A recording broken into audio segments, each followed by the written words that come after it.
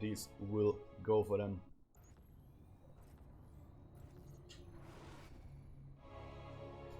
Here we are starting it off on Death Aura.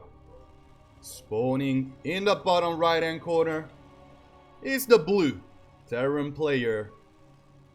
Hailing from China, playing for Kai Z Gaming. This is time.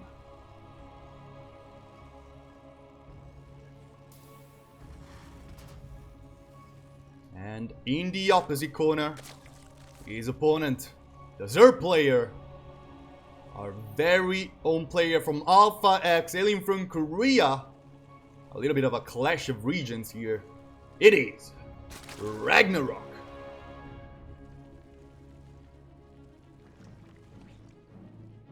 Alright, first game. I doubt there will be too many surprises as far as build orders go. I will be very surprised if any of those two decides to go for something very aggressive. Of course, on one side we have RagnaroK, which is quite known for some little shenanigans in the early game, mostly link rushes and stuff such as that. But you know what? I don't think Time is the best player to actually start it off with a very aggressive build order. It will be quite a shame to see RagnaroK Zerglings just clash upon a wall.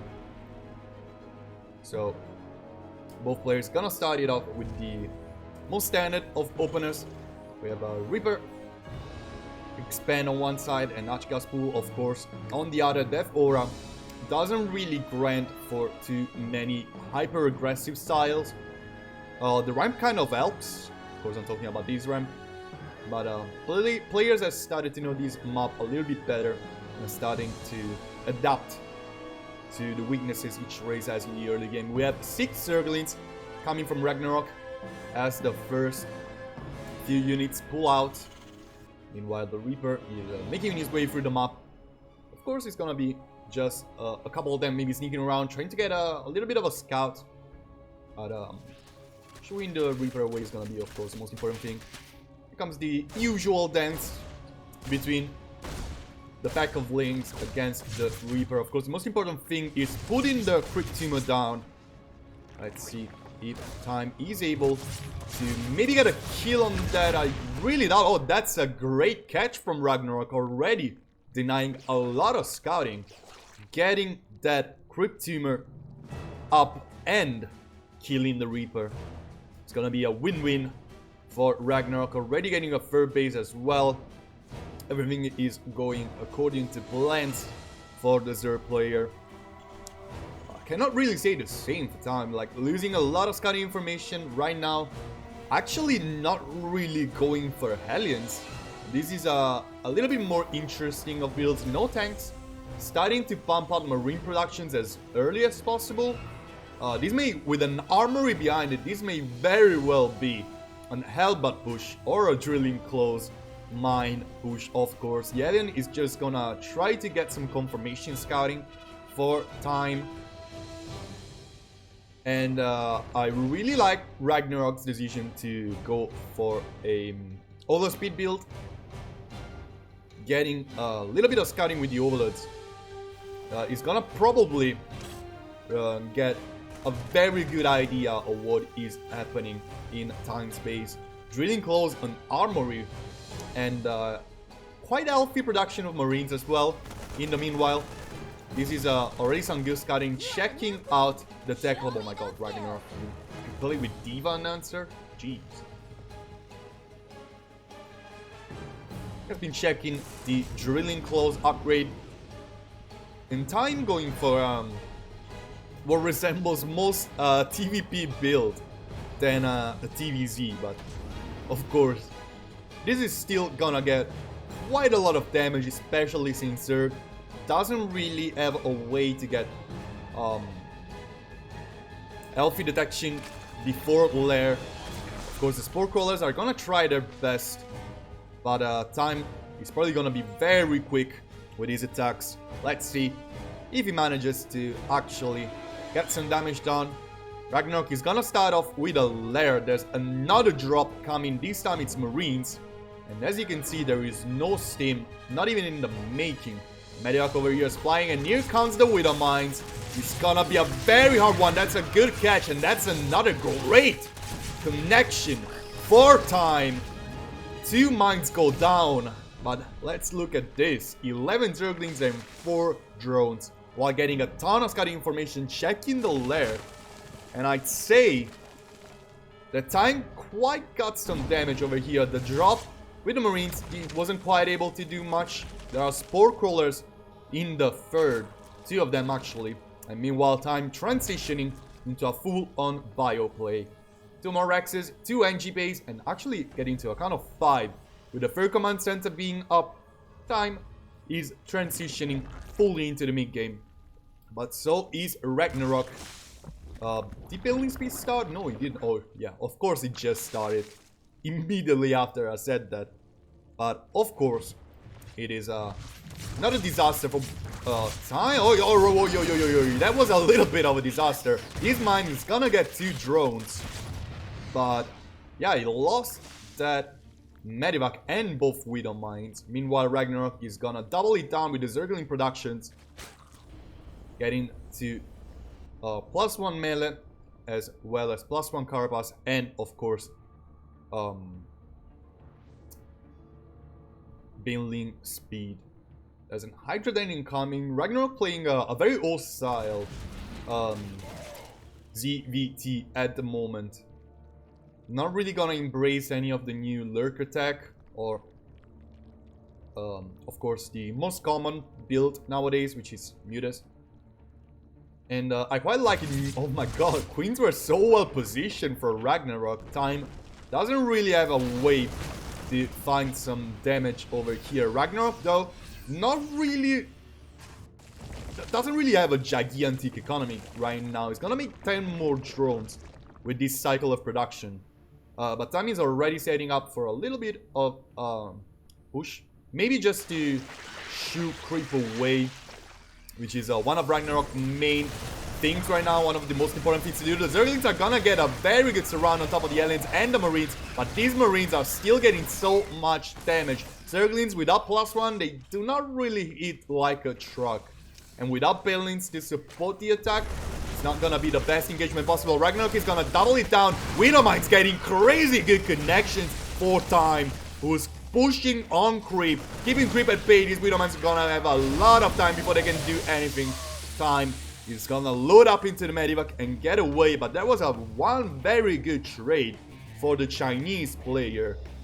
And RagnaroK is still waiting for his Hydras to actually get something done. There's a Widow Mine drop.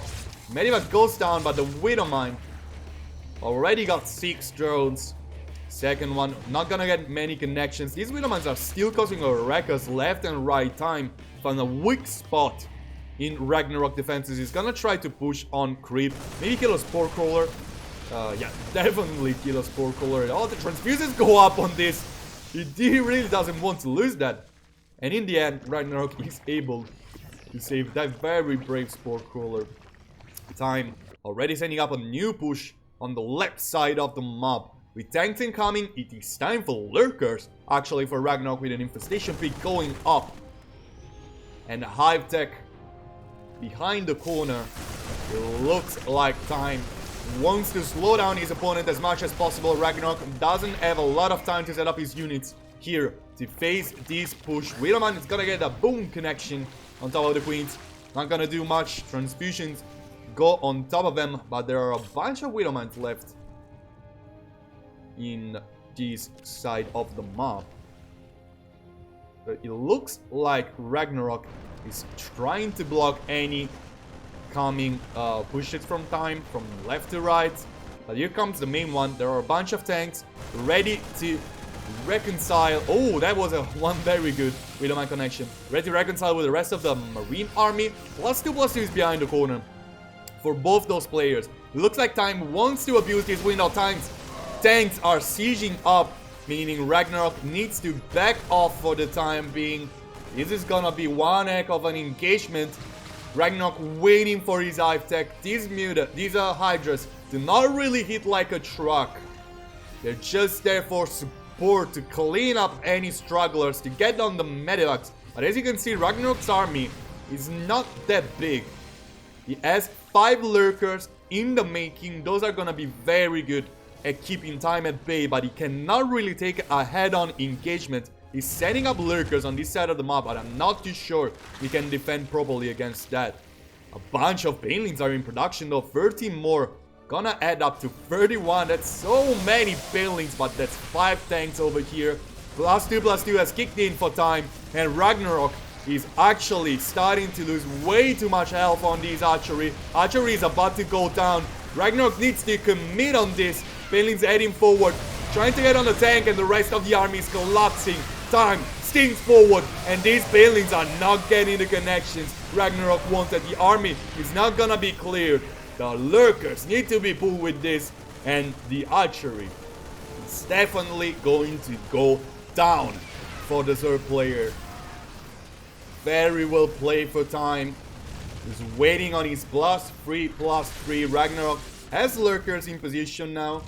It means he can slow down this game, and he badly needs that. RagnaroK has already expanded to the other side, but he's on even base with his opponent. That's another great engagement for time. These tanks were not sieged up on his army advantage. He's still really doing a great job. It looks like RagnaroK will clear the most of the army, but not all of it. Lurkers still there to slow down the Terran player, but in the end, with Vipers out, I doubt time can overstay his welcome, and he's just gonna head back off. Looks like a bunch of Marines are still here and there, ready to get maybe a drop, maybe kill a little bit of creep, maybe get an extractor, which looks like as good as anything to get right now, as well as a spore crawler. But these lurkers are a little bit out of position, I feel. It doesn't look like time really has the resources to dive on top of them, but RagnaroK was quite able to actually recover from a lot of losses. The beauty of Zerg, right? As you can see in a units lost tab, it wasn't like the most favorable trades left and right. But RagnaroK still has a very powerful army with lurkers out and vipers out, and a 5th base incoming. It looks like the Zerg player is gonna head on into this late game scenario a little bit quicker than his opponent. Of course, we're still talking +2/+2 versus +3/+3, but RagnaroK has a very good composition. These creep tumors blocking his army, but the banelings still connect on time.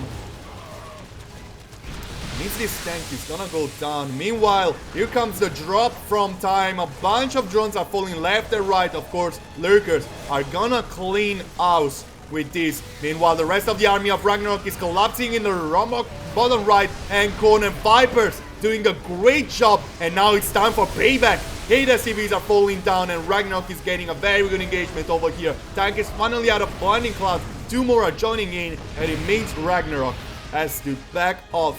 But the damage was there, indeed, for the Zerg player.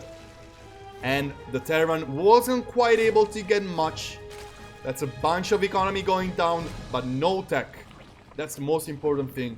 A Zerg player losing tech means he cannot produce very important stuff for quite a lot of time, and I cannot avoid the word time, it seems. But anyway, ghosts are coming from the Terran player, probably looking to drop a couple nukes here and there. For being such a macro game, like a late game oriented ZvT, I have to say RagnaroK doesn't have that strangling economy that most Zerg players tend to have at this stage of the game. His army composition is quite good, but he wasn't able to get an overwhelming economy, which means time is gonna have kind of an advantage heading on this stage. His army is easier to replace, no lurkers, no banelings. It means that in the end, oh yeah, that's a good connection, that's a good run from RagnaroK, but time is just gonna load up and back off.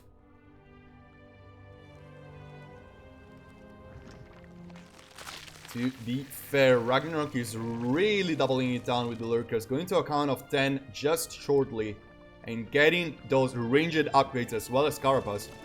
It will mean he will play mostly a defensive game. That's where ghosts really come in handy, both with snipes and nukes.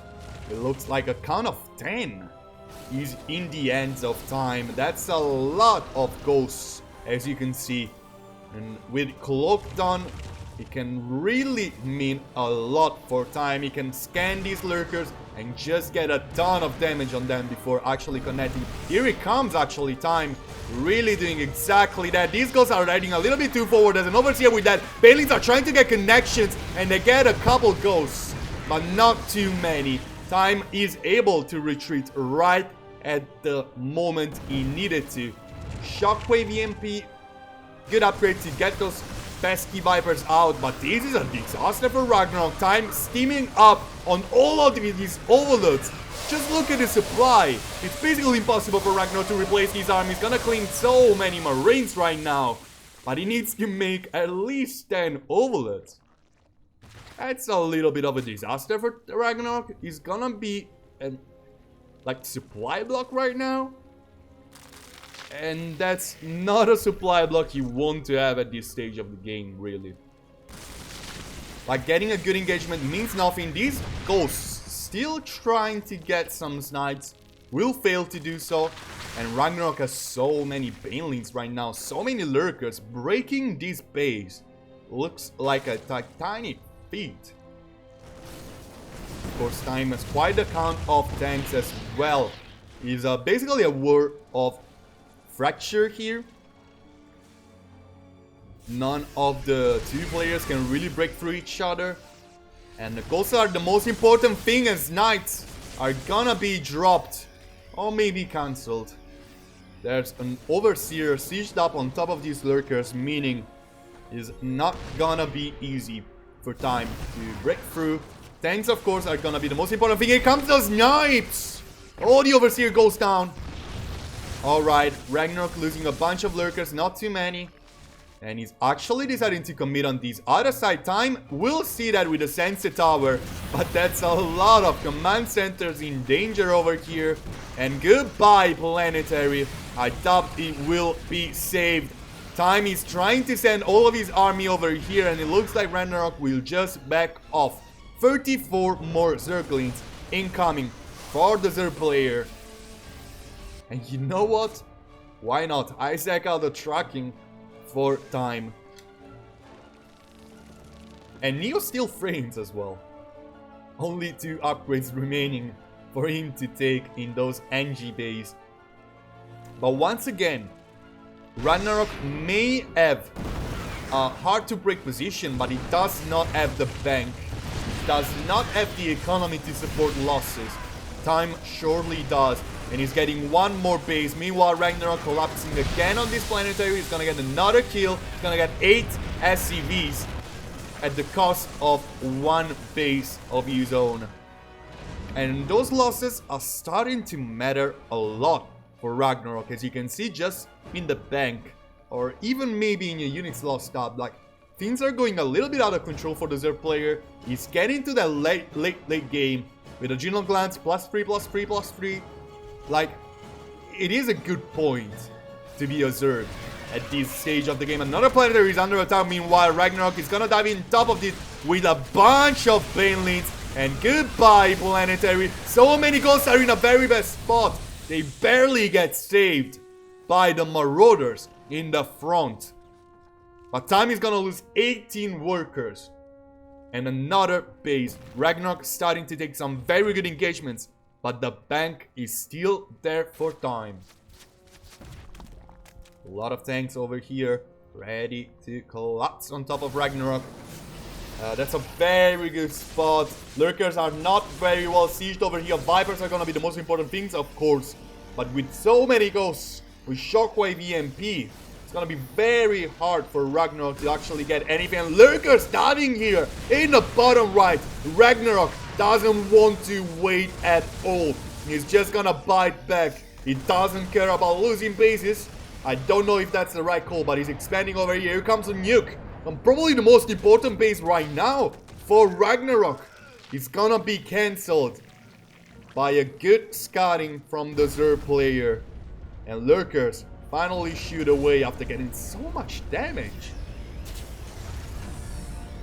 As you can see, the economy is suddenly turning around a little bit.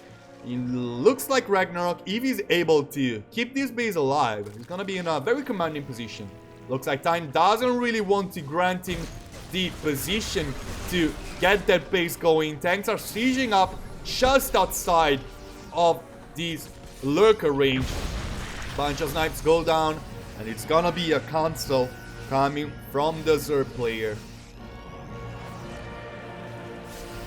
Oh, lurkers are not sieged over here. That's not a great play from the Zerg player. They're trying to get on top of the tanks. Tanks are not sieged. Another big flank with lurkers. He's gonna get so much damage. RagnaroK destroying the army of Time with a well-timed and well-placed flank. So many Viper and so much Viper energy, so many Banelings, so many lurkers.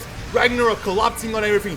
Ghosts are still alive, but what can Ghosts do against those Banelings? Vipers are gonna go down, but there's still so many lurkers, so many overseers, so much Zerg. Time is gonna have a deadly round of snipes, but these lurkers are gonna get so much damage nonetheless. Sieging up on top of this huge amount of production. Ghosts are getting so many snipes. The tank is still up there, ready to get some defense, but RagnaroK has found the weak point here in the defenses of Time. Production is under attack. The lurkers are gonna get on top of everything. There's still a bunch of Zerglings ready to get on top of the Ghosts. These medics are doing their best at keeping these alive. Meanwhile, Time is looking to bite back with a drop. He's gonna get the main, he's gonna get the natural of RagnaroK. Both players losing so much left and right. The economy of both players is in shambles, as well as their production, as well as their tech. Both players are gonna have to start from zero. Lurkers, not the most mobile units, but these Ghosts are way out of energy. They are still overseer, and RagnaroK is gonna force Time to get out of that base. Time is still biting back in this huge base trade. It looks like in the end, another base is gonna fall for the Zerg player. A spawning pool is in the making here in the right corner. It's gonna be saved. These medivacs are not going anywhere. Meanwhile, RagnaroK is still destroying key structures, and Time is still getting bases, is still getting drones, and that's so many drones at that base. RagnaroK needs to react to this. He doesn't really have what it takes to kill it, I suppose. All medivacs are out of energy. He needs to load up and drop another place. What an insane ending of an insane game. Right now, RagnaroK really has to find some more economical damage. This planetary fortress is not gonna be in range, it looks. Tanks are still trying to get anything done, but look at the amount of Zerglings RagnaroK is still producing. The lair is on the way. Hydras are gonna get in position. There's still one Ghost, but tanks are gonna go down, and lurkers are just sieging up so much. Tanks are out of range of those lurkers, and those are resources Time cannot afford to lose. The production is gonna be transferred over here in the bottom left corner of Time's side of the map, and in the end, a bunch of Hydras are gonna be cleared.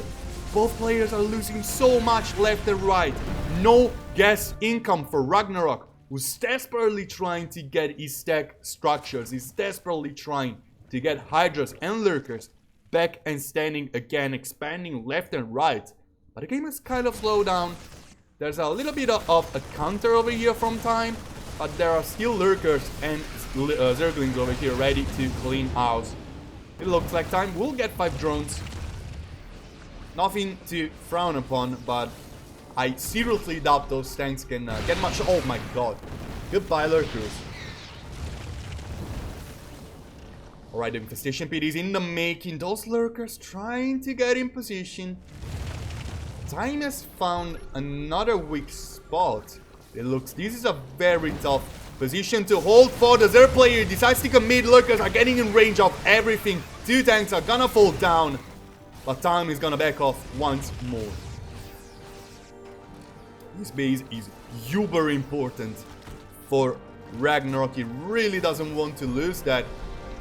Another scan goes down for time to catch those lurker position. There's a snipe going down on lurker. 2 snipes. Lurker goes down. There's not much here for RagnaroK. His army is really not getting good trades right now. Not a huge production. He's trying to make Hydras. Lurkers are gonna get in position once again, trying to get on top of the ghost. Huge dodges from tanks, marines, and the drones are gonna be pulled into the fight as well. It looks like friendly fire is doing all the job, but so many drones are falling down, and it looks like the last few units of RagnaroK are gonna be cleared. What a huge victory from the Terran player after such a long back and forth game.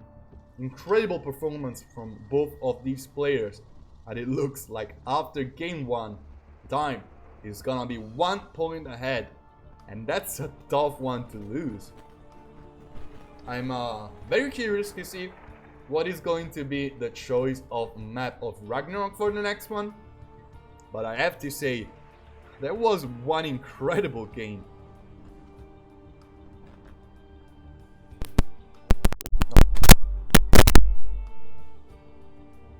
My microphone was doing weird stuff, I'm sorry about this.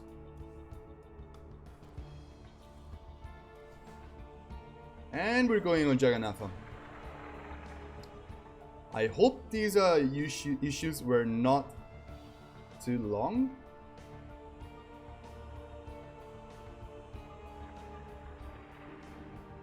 Oops.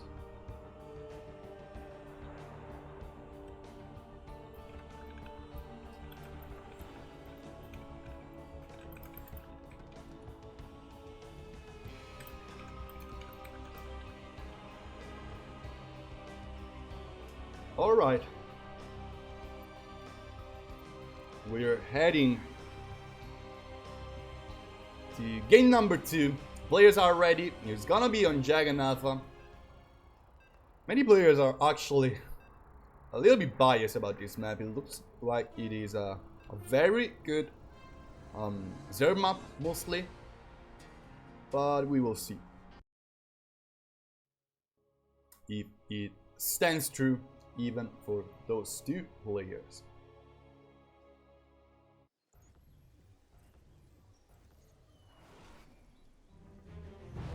All right. We're in the bottom left-hand corner, where the blue Terran is spawning. Leading the series 1-0 here on Jagannatha, it is time. Playing, of course, for KaiZ Gaming. And in the top right-hand corner, his opponent in the red is the Zerg. Coming from Alpha X, alien from Korea, it is RagnaroK.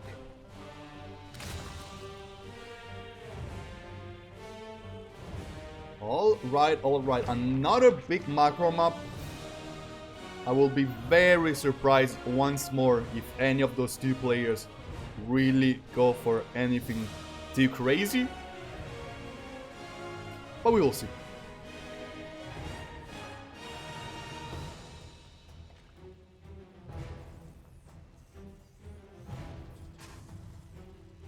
I seriously doubt any of those 2 players are eager to go into a uber late game scenario once more.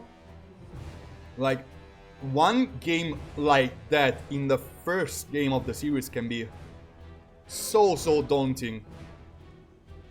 It really makes you very tired, most of all. It's a huge hit. Of course, these 2 players are very much used to having long series, but this is a best of 9.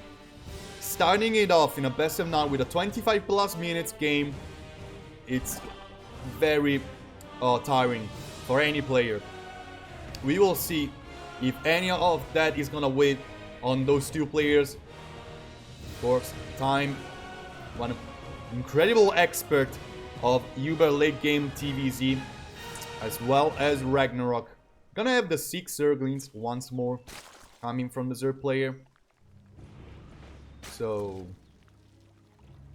it's just gonna be the usual Reaper dance starting shortly.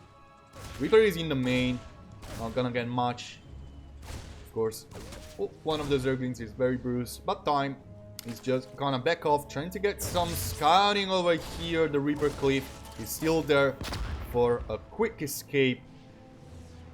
And oh, yeah, not really overstepping. Crit Tumor not dropped, as you can see. It's gonna be an inject from RagnaroK, which really has his uses mostly on big maps, since creep is not gonna be an issue for quite a while anyway. And RagnaroK decides to go for a little bit of faster economy. Meanwhile, time is not gonna go for that we don't mind play we've seen in game number 1. It's gonna be a very standard Hellion run by in the early game, just to get scouting and get some more damage if possible. So you can see RagnaroK is already spreading out a lot of vision. All these white dots are RagnaroK's Overlords and Zerglings, spreading vision left and right. This is the only pathway that is not really scouting, and that's not the most optimal choice. As you can see, RagnaroK was able to scout those Hellions and Reapers moving out. And it's not going to be the most important things. Most of the Zergs already know this is coming. There are Queens in position to keep these Hellions at bay. But it's going to be a Liberator in the push shortly after as well. And 2 Hellions are actually getting a Zergling that was in a base of time, ready to get a lot of scouting information. It looks like time is gonna back off for the timing, waiting for the reinforcements. He won't still hit with 6 Aliens and a Liberator, no more, no less. He's gonna start off Steam and the third command center. Everything is pretty much in the usual for both players. Nothing too crazy happening on any of the two sides. RagnaroK is gonna have a bunch of Zerglings ready to deal with these Hellbats as soon as they come. But that's 5 Queens. I really doubt time can get much done. There's a Zergling over here, getting a little bit of scouting. I really want to see where the Liberator is at. Oh, here it is. Getting a... oh, just one drone at the moment. He's not gonna get much more. The Spore Caller is in position. This Queen is actually gonna shoo it away for good. It seems time wasn't quite able to do much. That's an armory commitment. That's 8 Aliens. And the Liberator not getting any damage. Time is also supply blocked right now, which is kind of a disaster, to be fair.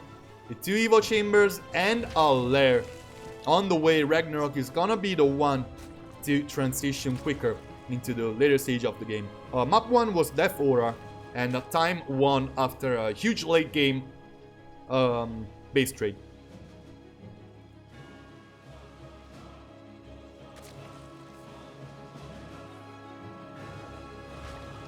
Alright, time is still trying to look for some damage. He's gonna get a bunch of crit tumors, which is always a good thing. Oh, another bunch of crit tumors over here, ready to be cleaned.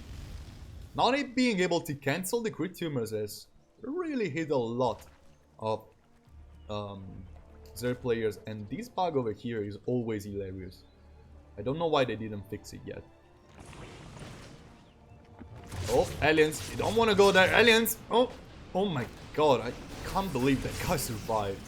That's still a bunch of units coming for time. These Queens are finding themselves between a rock and a hard place. Marines and Hellbots shooing them away, getting kills left and right. Here comes the transfusion, ready to save them. But the Marines are still chasing them down, steaming again. And RagnaroK doesn't have a bunch of Banelings, doesn't have Baneling speed, doesn't have much at all to deal with these Banelings. Are making their slow way into this, but RagnaroK's Hellbots were very bad position. It looks like in the end RagnaroK is gonna be able to clear this. But losing that many Queens, you don't want that.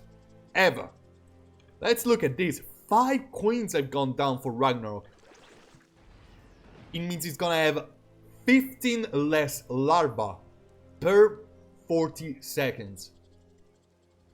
Trust me, it's an insane loss for... oh, drop alert, hiding in the scenery.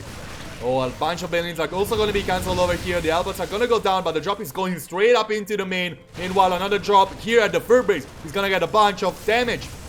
Some mutas are about to spawn over here. Meanwhile, on the other side, it looks like a Baneling run by was able to get 16 SCVs. But the scouting was there for... Oh my god, he didn't see the Spire. Oh, I can't believe this. He didn't see the Spire. He's still getting damage here and there. It looks like this drop is gonna be almost cleared. While on the other side, RagnaroK is still trying to deal with this Medivac. The mutas are gonna chase them away. And that's a very, very bad spot to be in as the Terran. Goodbye, Marines. The rest of the army of time is collapsing, meaning these mutas have to go back off. I really would love to see what has happened with the run-by of RagnaroK that I sorry missed. The map was Death Aura, the map for game number 1. Alright, mutas sneaking through, sneaking past, getting over here and there, and the missile turret is not here yet. Meaning Time needs to back off. The rest of his army is actually collapsing over here at the 4th base of RagnaroK. This is a very bruised base. Meanwhile, so many SCVs are falling. Here comes a bunch of Marines. Those mutas don't have +1 yet. They don't have any upgrades. Meanwhile, Time wasn't able to break through. RagnaroK is gonna get game number 2, and it was an interesting game.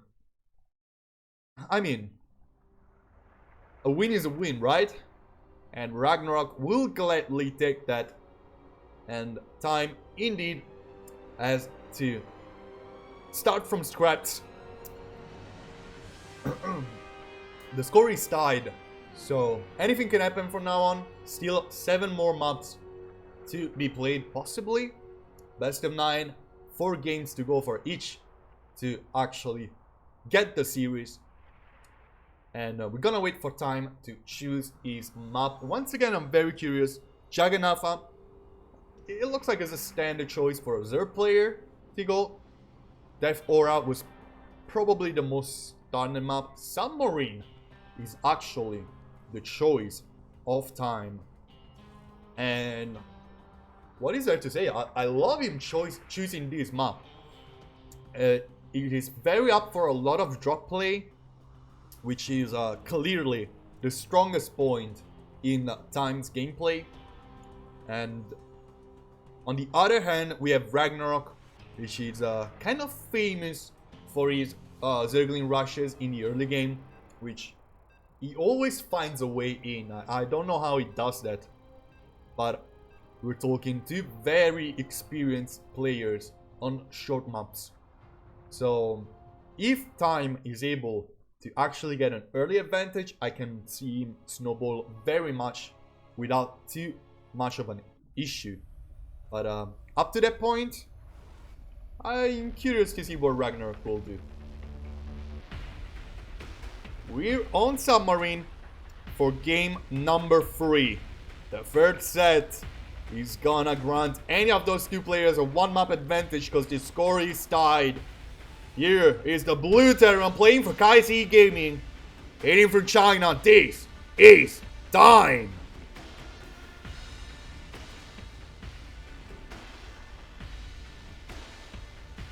And in the bottom right, it's the Red Zerg, ready to take it off and get his momentum going, playing for Alpha X, alien from Korea. It is RagnaroK.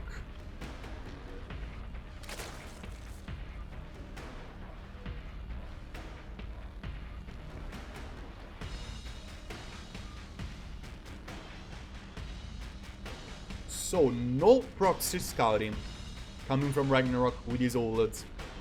No drone scouting. And Time is not proxying. It kind of feels like a missed chance. Like Submarine.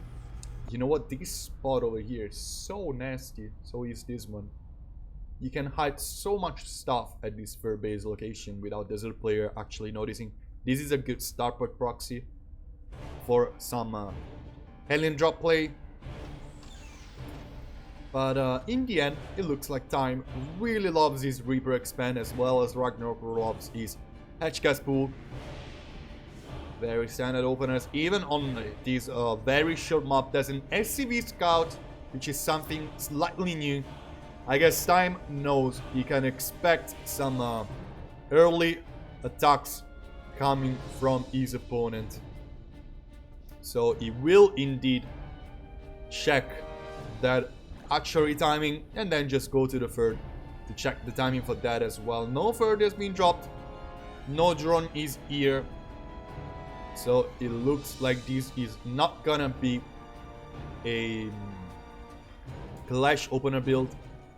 Even though it was a 15-14 extractor trick opener. Well, not the 15-14 certainly Rush, of course. At least I think so. Yeah, I don't think it is. It's still collecting gas. It can't be that. We will see. Yeah, it's gonna be an inject over here. For a little bit of a different reason as of Jagan Alpha. First of all, it looks like RagnaroK prefers to go for an inject first instead of the Equipped Tumor.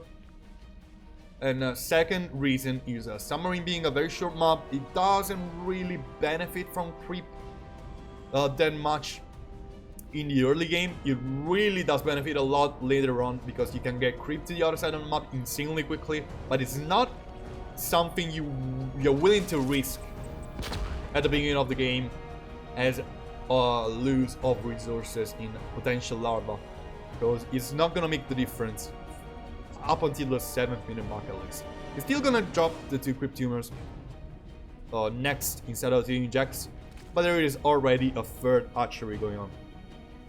The first map was Death Aura, Cynical Death, and Time 1. By the way, hello my compatriot. Is he a Banshee play? Coming from Time. Very, very interesting opener from the Terran player. It looks like most Terrans are going for Banshees on this map, which is very interesting. Banshees, of course, tend to thrive on shorter maps, but in the end, it is still up to the Zerg to have some good defense. It's gonna be a Raven next. As you can see, there's no cloak for these Banshees. So I don't know if Time wants to be safe from stuff or if he wants to scare RagnaroK into thinking he's getting cloak, but we see no early lair. We see RagnaroK just doing his stuff, getting his key units, getting his upgrades, not even getting an early, not even getting a timed lair. He's actually gonna delay it by a little while. Oh, the Banshee. Where's the Banshee? Where's the Banshee? Okay. 4 drones caught transferring from the natural to the third. Means we're not in position, but this Banshee cannot cloak itself. It just needs to run away while Time is setting up a bunch of aliens and a Raven ready to get some damage done.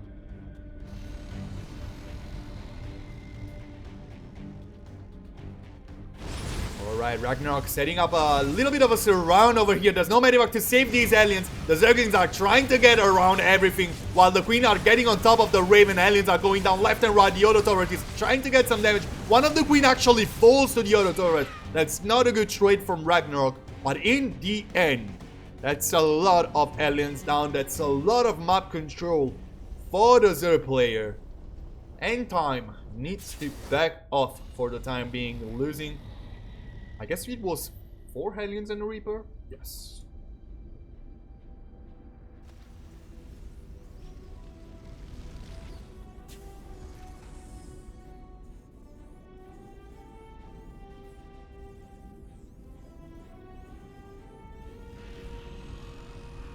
RagnaroK has kind of stopped producing drones at this stage. He's making so many links with centrifugal hooks, aka Baneling speed in the making, and +1/+1 ready to kick in. Is trying to probably predict some kind of early push from Time which is a good guess as any really at this stage. A lot of good tank spots, as you can see, and time will be clearing a little bit of creep. Letting creep get out of control on this map is pretty much a disaster. That's a crazy good run by from RagnaroK, though the map is very short. It means he can get a lot of damage done. Time was very quick on his reactions, though. He's gonna send a bunch of his army back as well. Actually, he's not. He's getting more creep. Alright. Overseer down. These Zerglings are trying to escape. They will find a way instead over here in the natural. Not gonna commit though. RagnaroK really wants to spread units left and right. There are a bunch of buildings in production. Centrifugal hooks is almost done just as time is about to push. Not as many Hellbats as time would have liked to have, but there are still 3 tanks and a Banshee. The Raven is starting to get in position, and the Banelings are gonna get us around. Meanwhile, on the other side of the map, a huge one by is gonna get so much damage. RagnaroK very patient. Now he's sending his Zerglings back after getting 14 SCVs. And time once again suffers from over-eagerness, not catching the Zergling run by and not really being able to do anything about it. Gonna lose 16 SCVs, and now this army is on his own. RagnaroK clearing the tanks and making the Marines load up into the medivacs and drop away. There's a hive incoming from RagnaroK at 8:30. This guy is feeling confident. As if anything. +2/+2 is coming as well. RagnaroK is gonna dive on top of Marines with a bunch of Zerglings. Sorry. But Banelings are gonna close the deal. It looks like Banshees are still doing so much damage, but there's another run by, and that's 8-9 more SCVs down. And these Marines cannot really stand this head-on fight with just one medivac. Meanwhile, the rest of the push was scattered. Time in shambles, and RagnaroK once again biting back as soon as his opponent is moving out. That's such a good play from the Zer player, while time really needs to collect his things, his thoughts, and try to do something out of this game. He still has an army. His army is nothing to frown upon.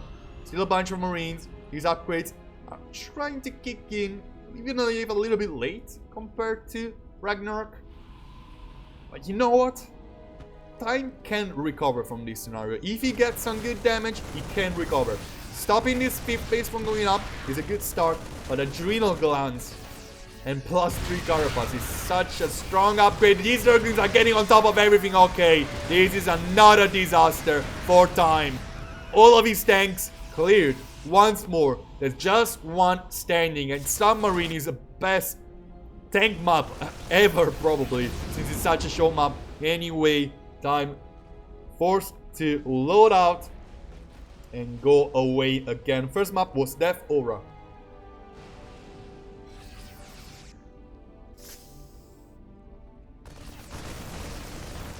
Alright, Vipers are in the production tab for RagnaroK. He's looking for those spellcasters to close the deal. A bunch of Zerglings trying to get another run by.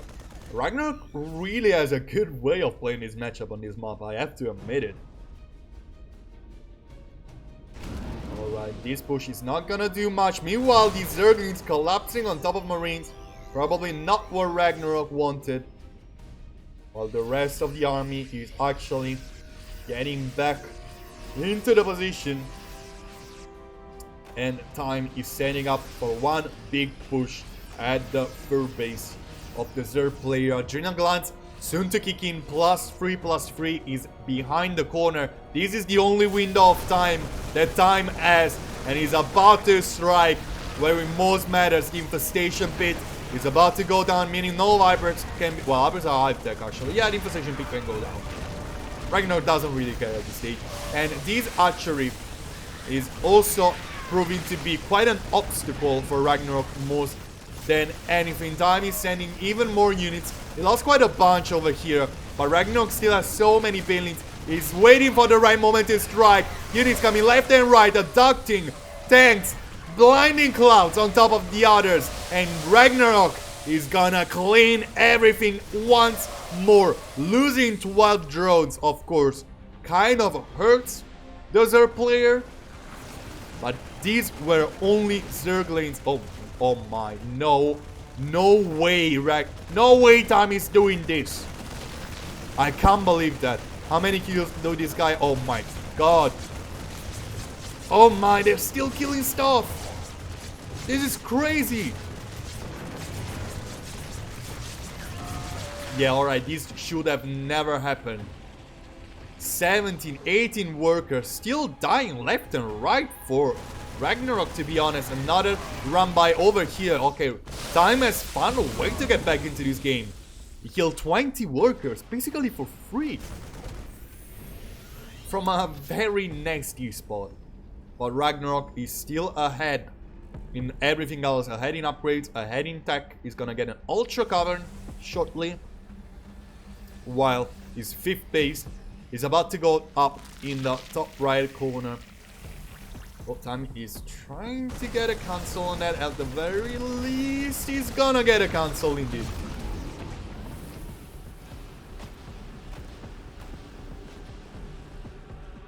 Ultra Cavern done. It's gonna be a while until those ultras can very much go online. There was a Viper, right? Oh, the archery goes down as well. That's massive damage coming from Time, and the Medivacs are loading up back into the main. They load back into the Verd again. And RagnaroK is just getting styled upon by Time at this stage. Another drag and drop, and these Liberators, 7 kills, 3 kills, still up and going. The Medivac will load over here. RagnaroK will be able to shoot them away, but this Liberator is still getting stuff. He will block some more larva. Vipers are in production. There's Chitinous plating in the making. RagnaroK badly needs those tier 3 units to get this game back on his side. Time has done a wonderful job of actually... The score was wrong, sorry. Has done a wonderful job at actually getting stuff done. Is it wrong though? No, it's not. Sorry.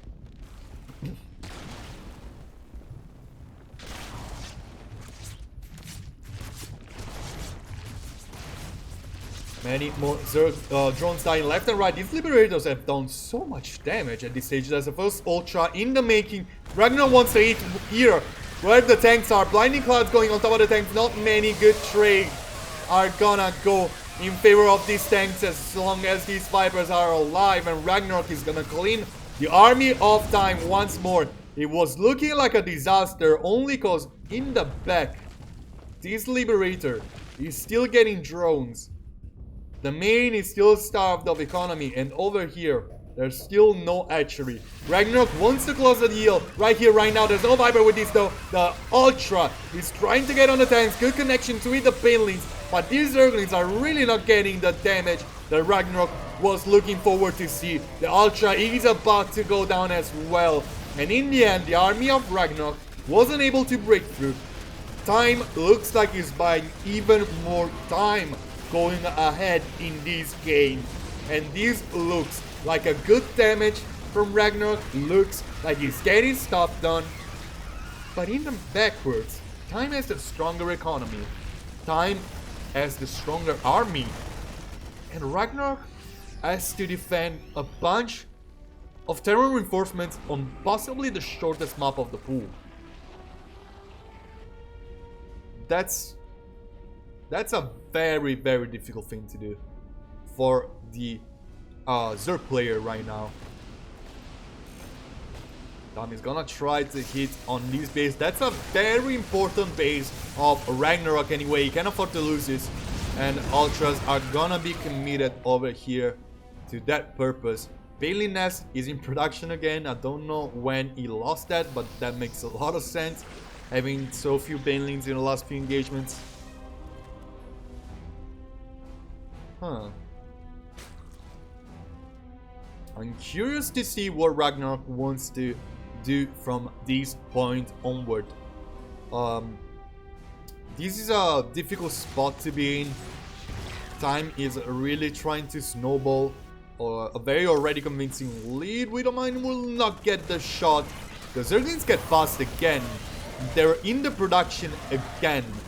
And even though right now +3/+3 has kicked in for time as well, these Zerglings are still getting scouting, they're still getting damage. The revision, by the way, Ragnar, okay. While he's hitting on this other side, that's a very good trade for the Zerg player looking to find some damage. These Liberators are gonna get destroyed by the Parasitic Cloud, and it's 25 workers killed from the Zerg. The Ultras going forward, getting on top of the supply depot. That's still so much bio though. RagnaroK can hardly break through one base. Getting so many workers, but the army is still there for time. Time can still do so much. There's not enough Balins with this. There's a Spire on the way for RagnaroK, but I would love to see some more Balins steaming forward. There's still so much energy on top of these Medivacs. The Ultras are trying to get on top of everything, but they're off creep, and they're not fast boys. They go down. Time just loads up and gets away. Great trade coming from the Terran player, while RagnaroK is really stagnating right now, really losing momentum, really losing forces. That's a good Balin trade over there, but RagnaroK doesn't care about these Zerglings. Well, sorry, Time doesn't care about these Marines as much as RagnaroK cares about these Ultras. Corruptors are gonna be very important, by the way. Keeping the Medivac count lower and getting the Liberators is a very good thing. But the resources for RagnaroK, I don't know if you can afford that. It's just a bunch of Zerglings and a bunch of Ultras right now. This is looking so rough for RagnaroK. Time steaming forward. This is a devastating army to deal with for RagnaroK. And here goes the archery. Here go the queens. The Corruptors finally trying to get on top of everything. These Ultras cannot really get under these Liberators' range. And Time fighting in the perfect position. Archery goes down. So many drones exposed. The Corruptors are trying to get on top of the Liberators, but it's not enough. Time will get game number 3. And talk about a convincing victory starting from such an awful spot as the Terran player. He was able to get back into this game and get so much damage done with a couple well-placed drops.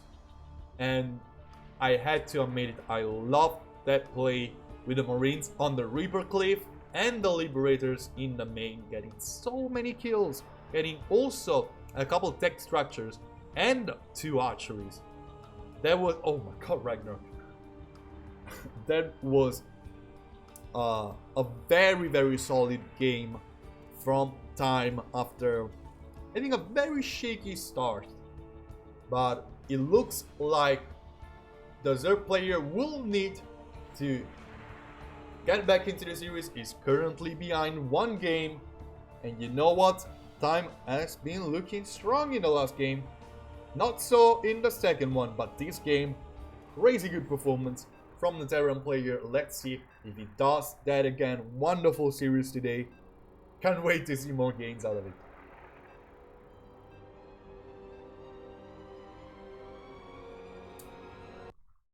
I don't know if I said that already, but we're heading on Lightshade for the 4th set.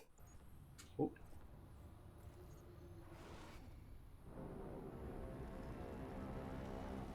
Here we are. It's game number 4 of this series. We're on Lightshade. And this guy, spawning as the blue Terran in the top left hand corner, is leading the series 2-1. He wants to make it 3. He wants to extend his lead.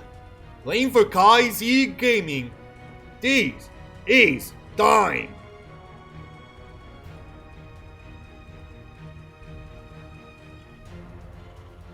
In the opposite corner is the red Zerg player, looking to make some cheeky aggressive play. Playing for Alpha X is the Korean RagnaroK.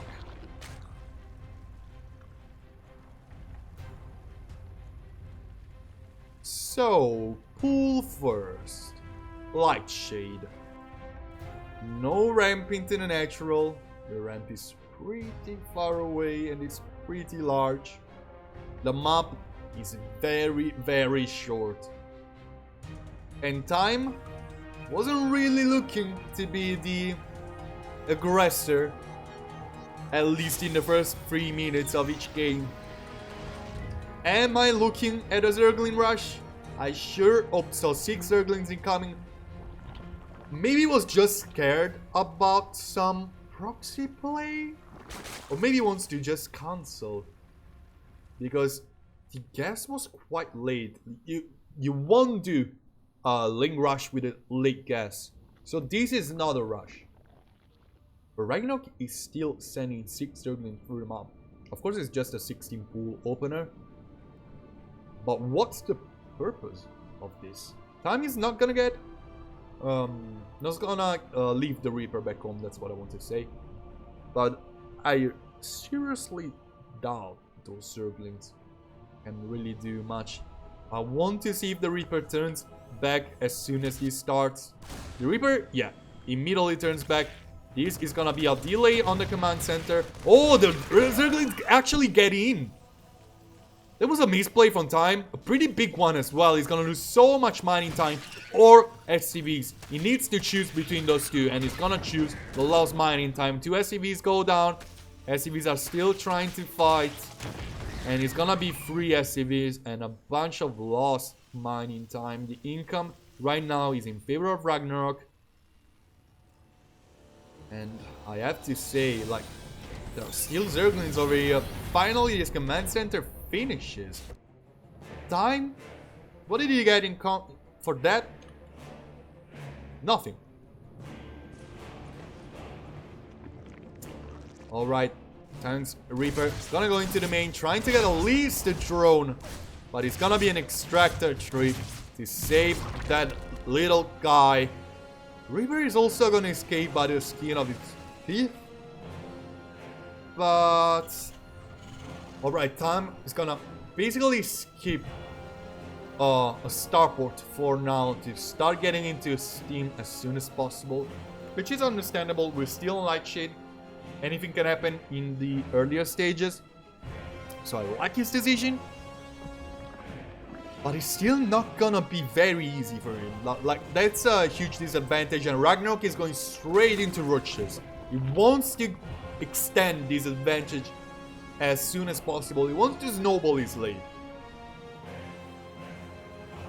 We have a 3 racks opener for Time before starport, as you can see. And that means only one thing. A bunch of Marines, a bunch of tanks, and a bunch of SCVs want to walk through the map. But you know what? They might work in TVP. I'm not too sure about TVC right now. There's 8 Roaches on the making for RagnaroK. And Roaches are not the greatest fighters against Marines if there are medivacs involved. Without medivacs, I can really see those Ravagers and Roaches dealing a lot of damage if RagnaroK wants to commit early. And it looks like he wants to. There's no drone in production. There's Ravagers in the making. And it doesn't really look like Time is getting a lot of scouting done.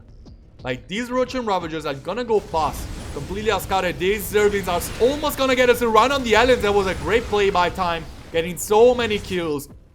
And there's still no scouting on the Roach War, and yes, but now these aliens have a really long red carpet into the main base of RagnaroK if they decides to do so. Ravagers and Roaches heading into the main of Time. Goodbye, supply depot. That's a big supply block. This command center is not gonna see the light of day any short time.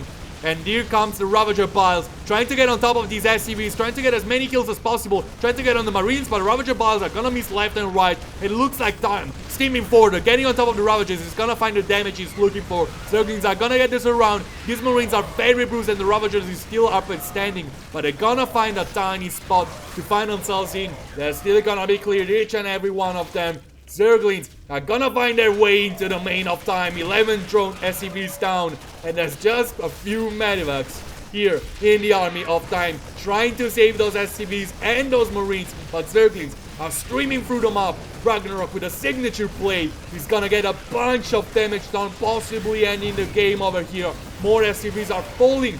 Drones are not falling on the other side of the map, meaning RagnaroK will double his opponent's income, will double the amount of workers he has. And that's a good place as any to retreat back home and start macroing again. Lair is in the making. 2 Evo chambers, and the economy of RagnaroK is skyrocketing right now. All he needs is a 4th base, a Hydra Den, and this game is over for time.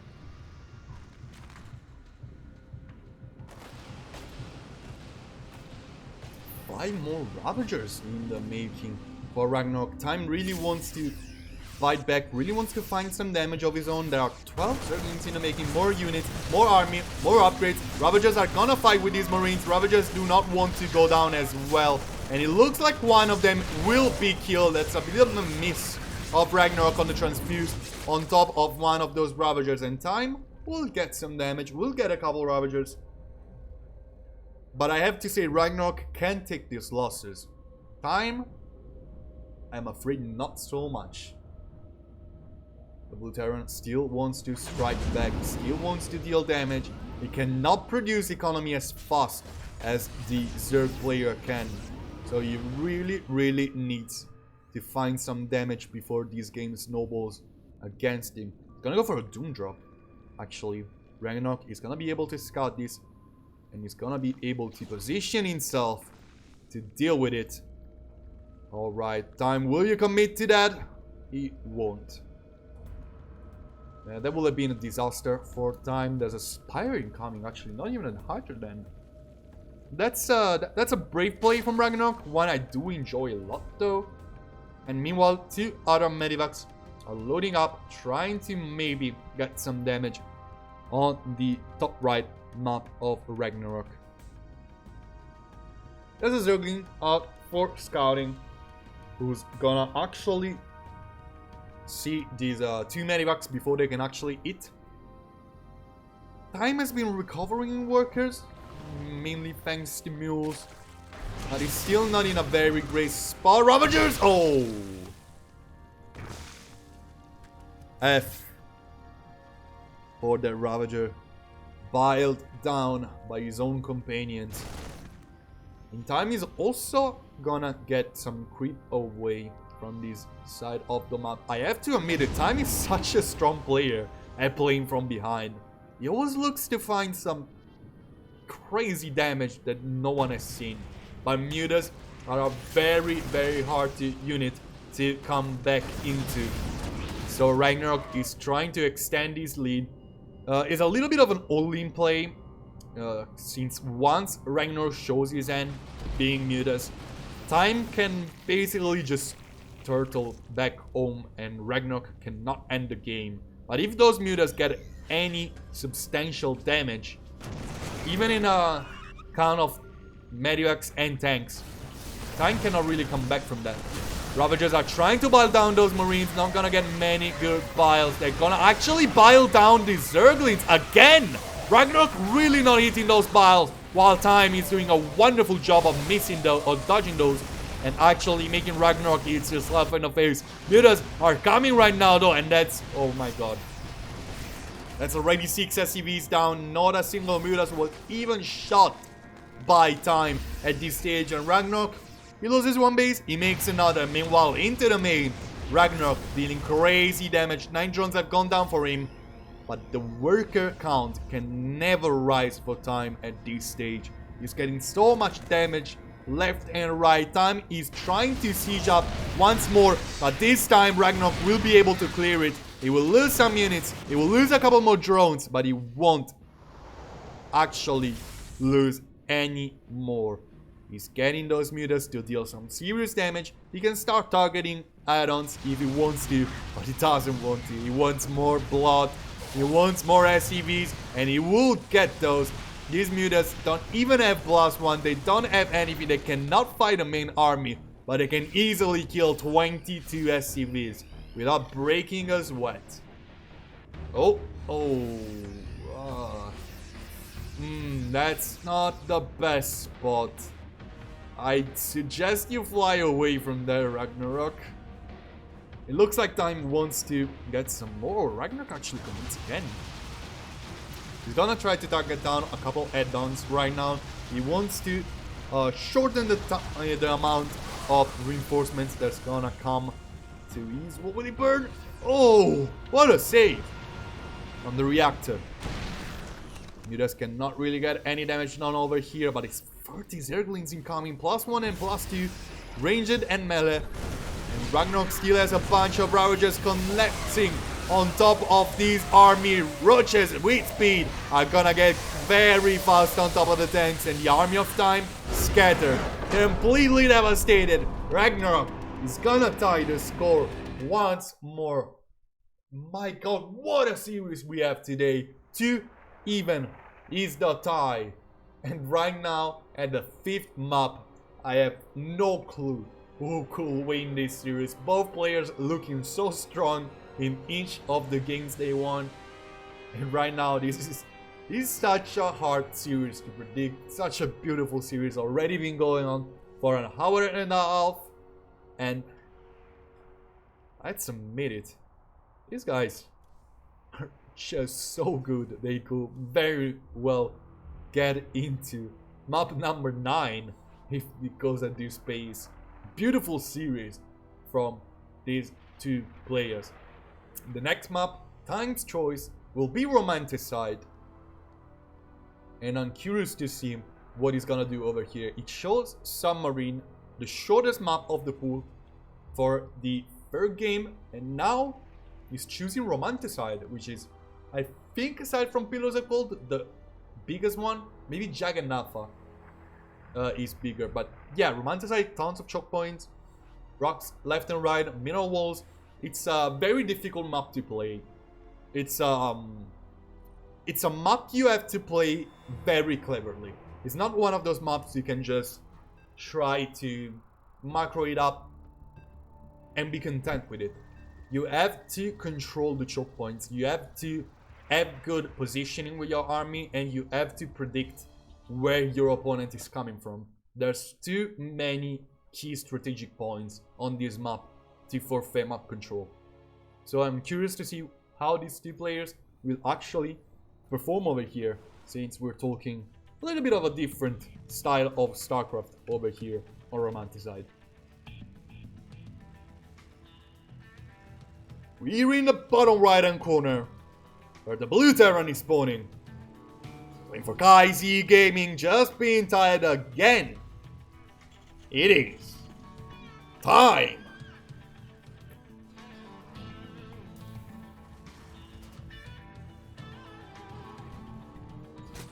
On the other side, it's the Red Zerg.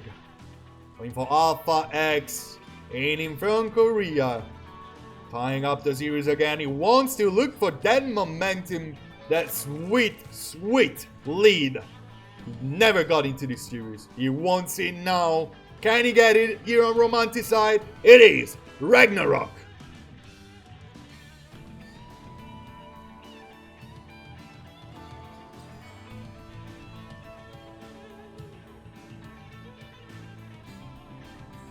Alright, alright. As per usual, we're probably gonna witness at a very, very standard first 3 minutes of the game. Probably RagnaroK will go again for the 6 lanes, but he will not try to get damage with them. This is an gas pool build. No shenanigans coming from the user player, and with very good reasons. With our Romanticide, this map is huge. You cannot very easily get to the other side of the map, even if there is this middle ground corridor and makes it kind of doable. You just don't do that. And the beauty of this map is, if you don't go here and don't break rocks, the only other way is such a long path around everything. So deciding what to break, when, and where is gonna be clutch for these two players.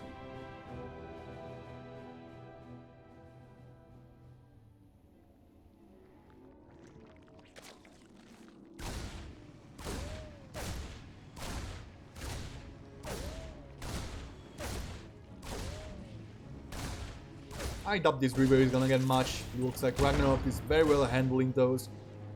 I'm curious to see. Yeah, okay, it's gonna be a quick tumor. This. Oh my god. Ooh, that's gonna be so close to being killed. And it's a kill from time.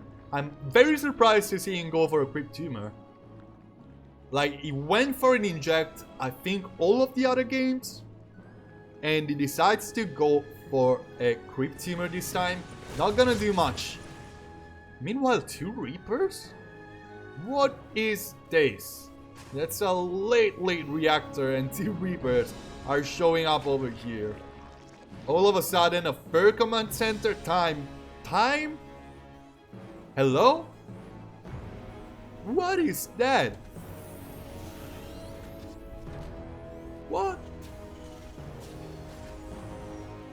That's the earliest Fur Command Center I've ever seen in a TVZ. You cannot get an earlier Fur Command Center in this matchup. He started his Fur Command Center before the factory, I think. Like, oh wow. How do you react against it? You just micro like a man knowing that your opponent cannot slow you down in any meaningful way? Or you just go ham on top of him knowing your opponent has been a greedy Terran. And what? Yes, guys, this is a fusion core. A fusion core?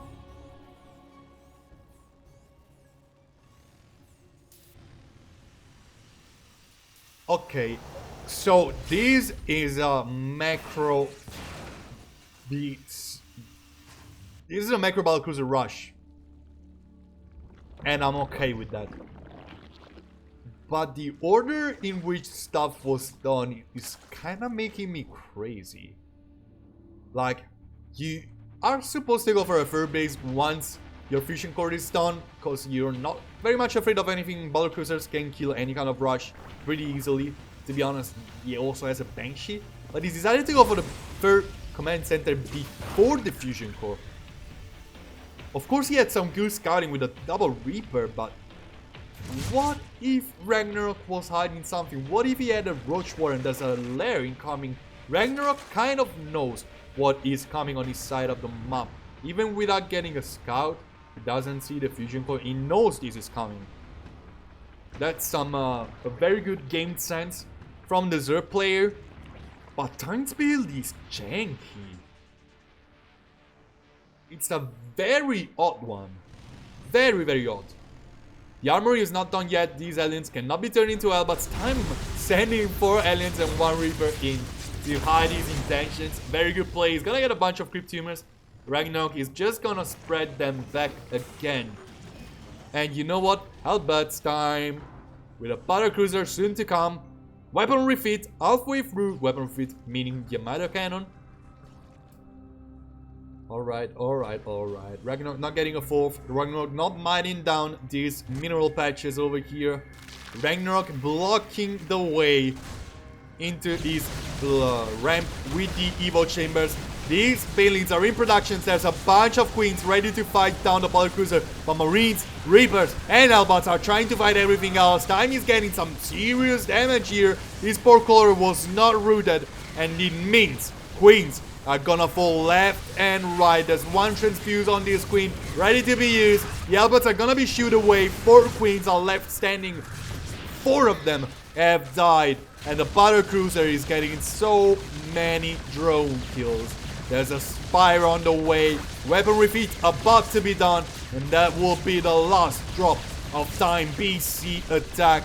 He wants to drop that Yamato cannon on top of a Queen and just get the heck away from there. Oh, battlecruiser. 64, 58, 52, 40. Oh my, it survives. And on the other side, once more, the Zerglings are in the mineral lines and RagnaroK is striking back.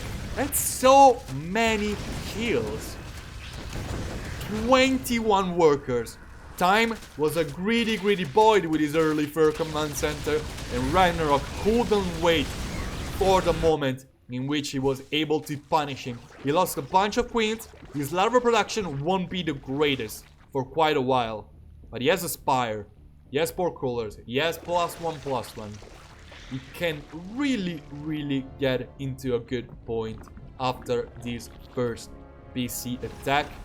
It's gonna be a mech game from Time. Second battlecruiser is out, the third one is in the making, and there are 2 factories behind this as well.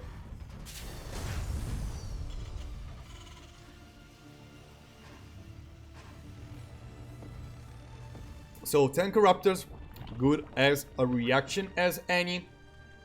While the upgrades are really kicking in for the Zer player, we see +1 ranged, +1, +2 melee, and group spines from the Hydra Den. With both Hydra Den and Spire, Corruptors are gonna go on top of these battlecruisers. No matter what, the aliens are getting a little bit too ahead of themselves, but the Leans cannot get us around. It looks like Time is gonna win an engagement over here, but the Queens are getting in position. It doesn't look like those aliens can really dive in. Win mech units tend to become a little bit too important to be lost up until the late game, in which your production is strong enough to supply those losses. Corruptors are gonna dive on top of this battle cruiser. Weapon refit, Yamada Cannon, sorry, is gonna be able to get a bunch of them while one cruiser falls down. And Time will need to remake it if it wants to. Does he remake that? It doesn't really have a lot of gas. He's getting the key upgrades, so he doesn't have gas. It's gonna be a battle mech style of mech as well, with Hellions and Cyclones, and maybe a later on transition into Mutas and into Taurs and tanks to deal with Mutas and possibly Infestors.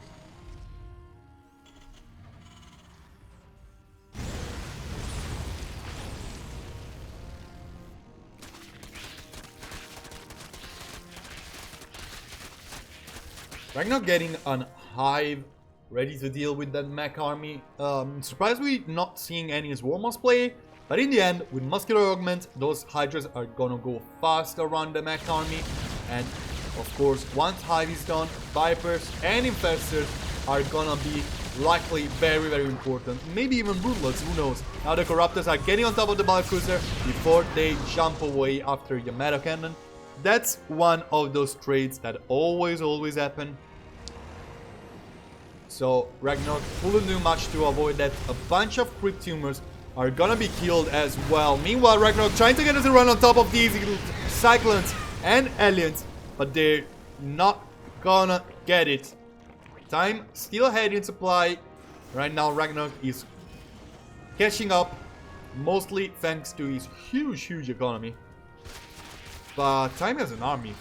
Time has a pretty powerful army. He's turning some of these aliens into Elbats as well to start heading into the creep and attacking head front on top of the Zerg army. There's no Vipers out yet. Finally, a couple of Vipers are out.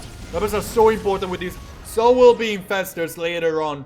But there's a bunch of Corruptors. Those battlecruisers cannot do much, and RagnaroK find once more another pathway for his Zerglings to get some damage done. 3 SCVs have fallen down, but Time needed to retreat, and that's the most important thing that RagnaroK could look for. That's the Greater Spire. He's gonna be Broodlords in the end. They're not properly a counter to Cyclone, but you can play easily a very defensive game with Broodlords without really having to fret too much around your Infestors early on. Alright, Hydras and Balins trying to find a way to break through this Terran army.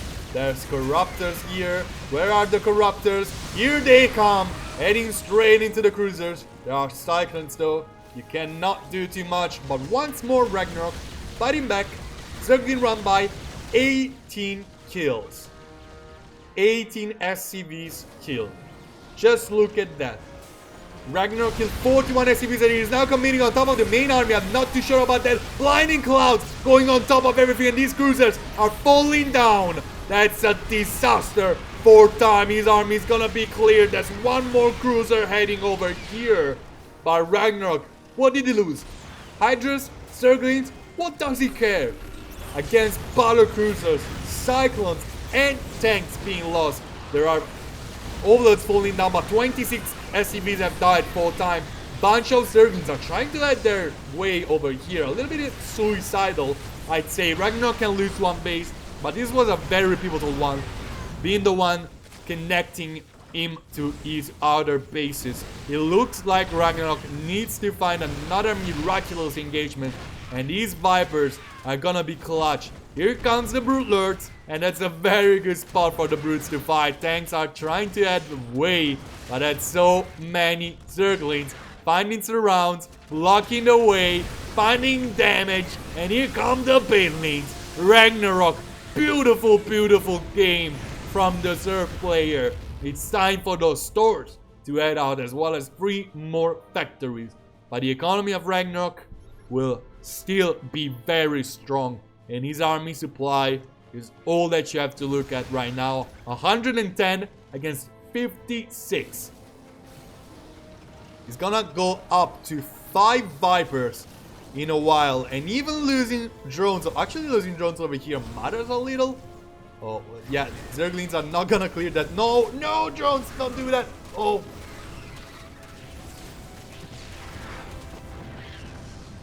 Albats are a very strong unit.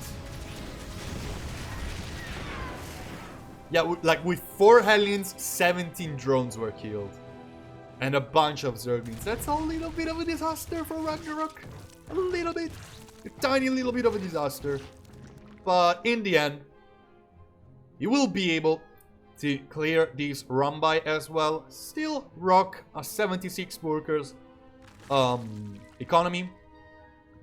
It really is not threatening to replace them as well. He's kind of content with the army composition he has. He wants to kind of get a bank. He doesn't care too much about replacing the lost drones. Zane cannot be set 4 times. Really needs a rocking economy. He's still not able to max out, but I kind of feel like RagnaroK has given him enough time. That's 5 Thors here to fight with 4 Brulets. Here comes the Vipers though. Vipers getting blinding clouds on top of everything, and this is a disaster. Abduct going on top of the Thors, getting killed instantly by the Hydras, and this is the army of time. Gone in an instant. Banelings and Zerglings fighting aliens as well. Thors finding themselves surrounded. Zerglings on top of the production. RagnaroK destroying time this game. He's losing drones back home, but what does he care? Hydras have nothing to counter them right now. There's a tank.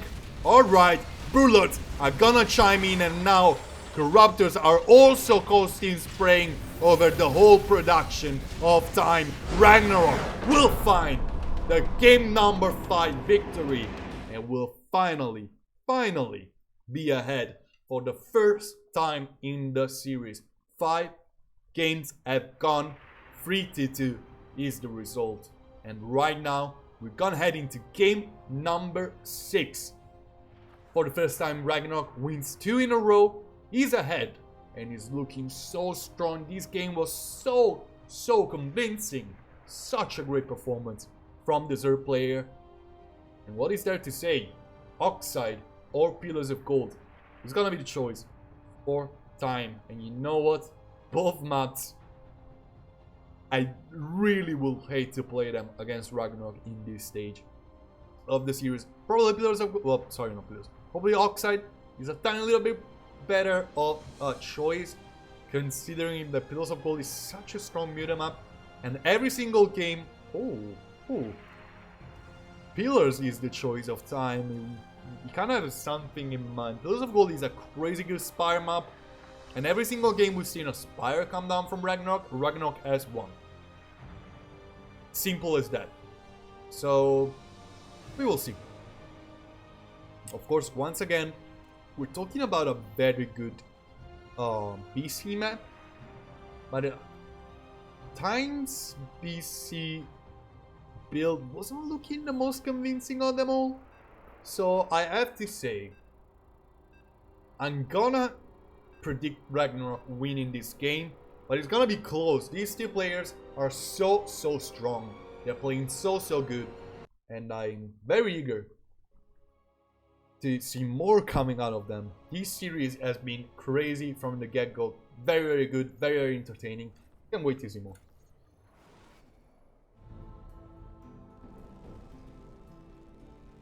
Here we are on Pillars of Gold. Top right hand corner is the base in which the blue Terran is spawning. Playing for KZ Gaming. It is time. And from China, of course. And in the opposite side is the right Zerg. Rocking the Alpha X banner.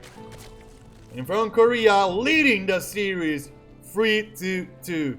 After 2 wins in a row, it is RagnaroK.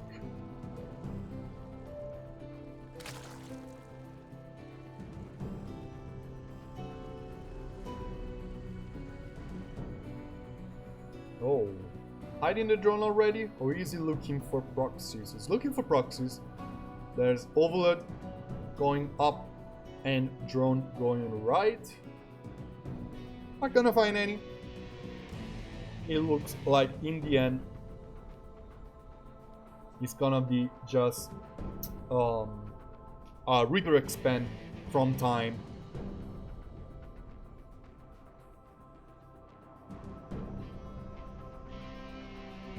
I still think that RagnaroK kind of adapting to the possibility that any aggressive play can be made by time to sneak out a victory at this stage of the series is a very clever decision. But Tang doesn't look like the kind of player who wants to play his chances with a cheesy play. We've seen him go for aggressive early game style like the Battlecruiser Rush we've seen in the previous game. And seeing that game, I have to admit, I kind of realized why Time doesn't really want to go for more of them. RagnaroK looks very good at reacting to those kind of pushes or timing or cheeses or whatever you want to call them. So Time is gonna just slow play this and try to get to the late game again. And that's where the choice of Pillars of Gold suddenly makes a lot more sense to me.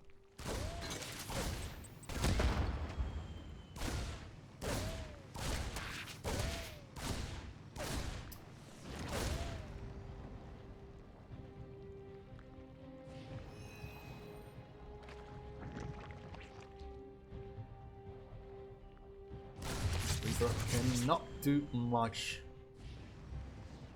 And by the way, guys, you can, during these little bit of a dead plays of the match over here, you can go down on Match Arena. You can see all of the information behind the stream with the link and the code. Every single penny you can add to the prize pool will go in the pockets of the players, of the winner and the second place player of this Alpha X Pro Series 210. But most of all, you can use the coupon code that you can see behind, under the stream to actually increase the prize pool for free by 50 cents.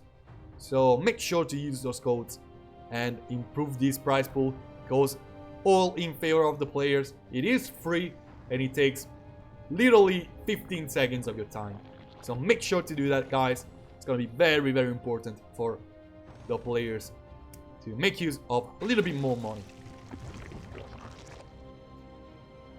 Alright, RagnaroK will go for an Ola Scout over here. Into the main will not catch anything too odd.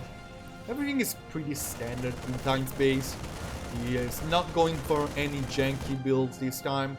He has aliens ready to go out. It's gonna be a total of 5. Yes, 5 aliens and a Reaper. heading out to try and find some damage. But RagnaroK has everything in a very good place. Reaper and Alien already going down. These aliens are not gonna find themselves in the best of spots. They're still gonna make a barbecue out of these Zerglings. But in the end, RagnaroK was able to even deny scouting to Time, which is a very important thing at this stage, even if you're not doing anything, even if you're just taking +1/+1, which is a kind of a greedy play, to be honest. Even if you're just doing that, you're absolutely far from any risk. I want to see the structures. There's a Baneling nest, but there is no... Okay, there is the layering coming. A little bit of a caster curse, of course. RagnaroK will get that lair and will start centrifugal hooks. And just look at the creep spread. It's already getting to a very, very good stage. Probably in less than a minute, it will cover the middle ground of the map if RagnaroK is doing that consistently, while Time is gonna be able to push it away just from now. These aliens weren't able to gain any map control, weren't able to catch any single place of creep. So, what is Time gonna do about this? Time getting a little bit of a steam forward. He's gonna get some creep finally over here at the third base, while RagnaroK is waiting for his Banelings to actually be made and get a good connection. Gonna get a bunch of damage. In the end, it looks like a fair trade for both players. Doesn't really look like any of those two lost too much. Creep has been backed off a little bit, but in the end, RagnaroK will still be able to drop a couple more creep tumors and keep them safe from Time's Marines. A steam forward will mean that Time will have very bruised Marines and need to be loaded up, backing off. There's a Spire again for RagnaroK. I kind of call this. That's a very, very good way of playing the matchup on this specific map. Pillars of Gold makes for a lot of good meta play, since there is a lot of high ground places you can just sneak past, like this and this. And then the main is very exposed from different sides. You can escape from multiple sides. Mutas are just overall very, very good. With rocks being a nuisance as well, it means mutas can clean house very easily against these kind of pushes as well. This is still a very scary push. The fourth base from RagnaroK needs to be placed here. It cannot be placed elsewhere. That's the best place to have a fourth, and that's the best place to have a fifth. That's not a very good map for a Zerg player to expand too much. That's another point that makes mutas a little bit better. Getting map control means it's harder to get attacked in difficult spots. So yeah, RagnaroK is gonna get to the stage of the game in quite a commanding position. It's not like he's too ahead, but these Marines weren't quite able to do anything. That's a big surround. Banelings getting crazy connections. Time loads up just in time, gets into the main, and here comes what could be serious damage. Queen goes down. The Zerglings are finally catching up, and Time needs to load up and get away again. Alright. Every single Marine in those Medivac is so low in health. Time cannot do anything with those, and those mutas may very well try to snipe down every single Medivac. Meanwhile, on the other side, there's another push. There's a bunch of Banelings getting focused down by the Widowmine and the tanks. Mutas are trying to... yeah, here they come finally. That's why I was so overhyped about the Baneling shots. Mutas destroying everything. And here's the counter from RagnaroK. Beautiful game once more from the Zerg player. Destroying stuff left and right. Finally going to get cleared. But RagnaroK is ahead in workers, ahead in army. He has mutas out. He's ahead in upgrades.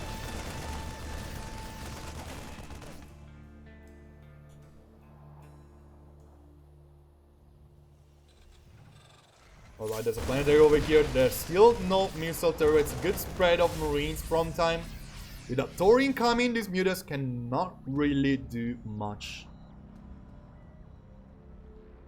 Looks like in the end Time was able to buy himself a spot to be convincing in the late game. Oh gosh, okay, alright. I really feel like RagnaroK needs overlord speed at this stage. He's over here slowly strolling through the map. Yeah, okay. Did he just get it? He just got it. Yuda's not able to find any damage whatsoever. It's a little bit of a pity from RagnaroK. It's gonna get +1 air weapons to maybe be able to trade easily with tanks, medivacs, while Marines shoot him up. Or even just sneak past and get on top of a missile turret. Yeah, hidden supply depots, why not? There's nothing to stop you from doing that Time, RagnaroK. So he's just gonna do that, causing a little bit of a supply block.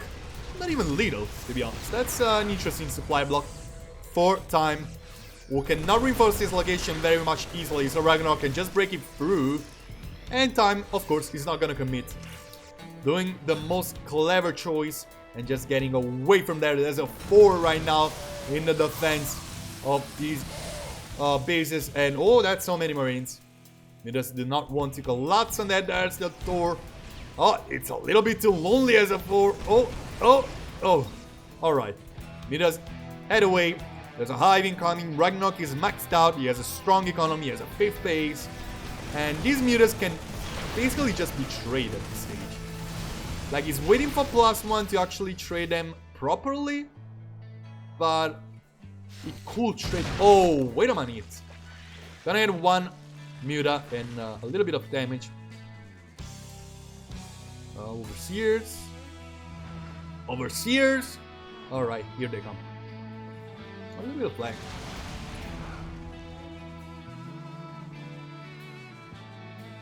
Alright, both players maxed out right now. RagnaroK already started to build a bank and is now looking to trade some of his Zerglings for a little bit of damage. There's a planetary over here.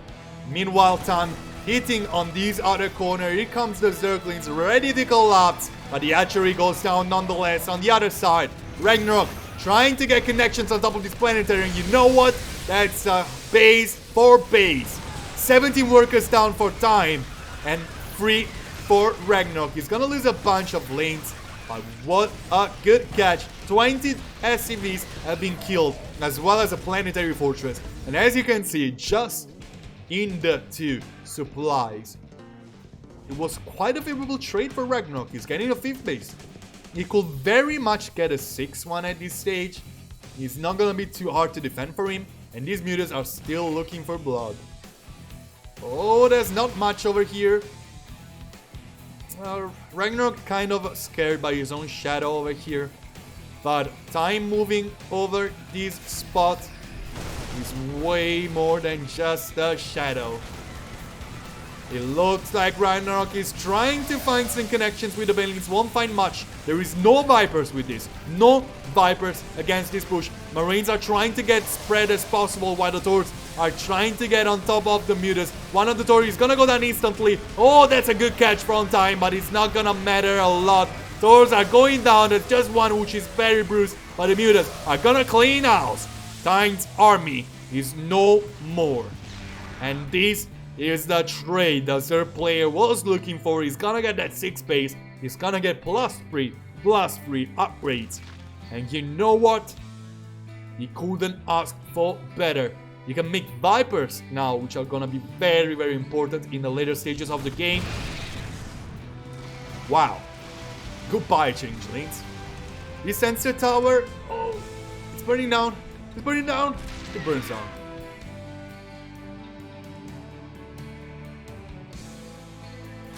Alright, +3 has been finished by Time. He's looking to find some creep.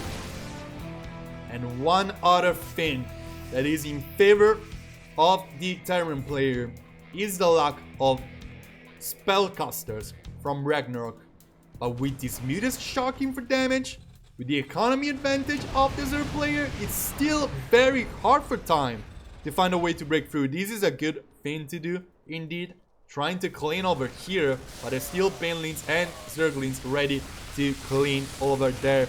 Got so much movement on every single side of the map. Here comes the Zerglings ready to get some more trades. Getting a Tor, getting a tank, getting some SCVs. Meanwhile, bunch of Painlings and Mutas are here to deal with the main army of time. This is gonna be a very, very bloody fight. On the other side of the map, RagnaroK is getting a bunch of SCVs killed. And RagnaroK will indeed collapse on top of the army of time, cleaning house. And meanwhile, 14 SCVs and counting going down. Goodbye, tank. And this story is in a very bad spot as well, I feel. Zerglings are not able to kill it, but it's so bruised. And the rest of the army is coming. RagnaroK is out for blood. RagnaroK wants to get to match point. And RagnaroK is devastating once these mutas come into play.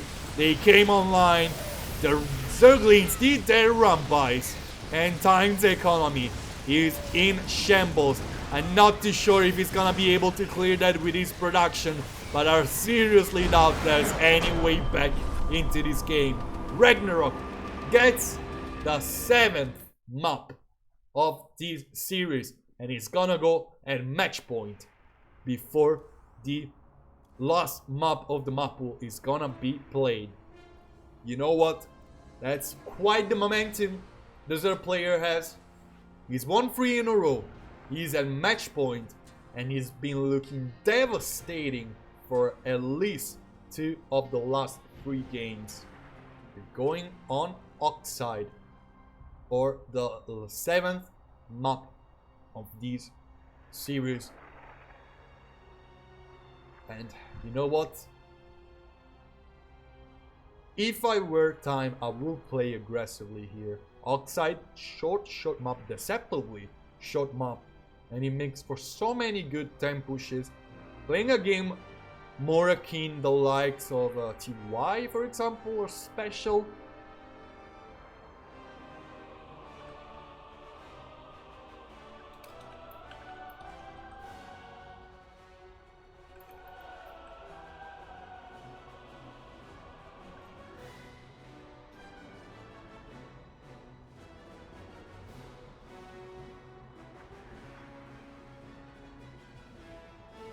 Probably some collecting something wrong.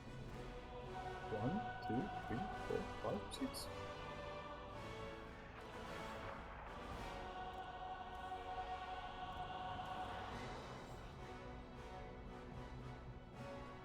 All right, we're definitely going on Oxide. It's not gonna be the easiest of tasks for Time to get a victory in these difficult map to play against their players, especially with RagnaroK looking so strong. But you know what? Time has played some very good games, and he definitely has a way back into the series. He needs to win 3 in a row, which is a difficult task to say the very least. But RagnaroK has just did it in Time. In the first 3 games, wasn't looking like a slouch at all. Was looking very strong, and I will be very surprised to see him not perform this time. Yes! Finally! We're gonna talk about that in a while. First of all, let's get into introductions. Here, in the bottom left-hand corner of Oxide, is the Blue Terran, going for the proxy play, getting his SCVs through the map. It is the Chinese play for Kazi Gaming. Time!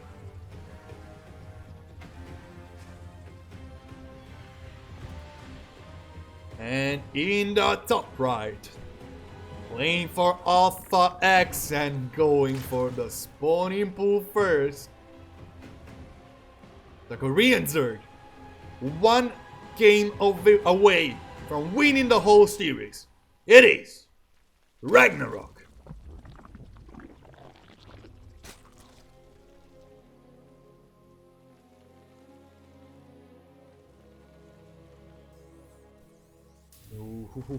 There is a spawning pool first, meaning there will be Zerglings out way earlier into the game. But Time is just with a 2 Rex proxy. He's not all in, He's not hard committed. It's just a 2-Rex proxy. Could very well be Reapers, but it won't.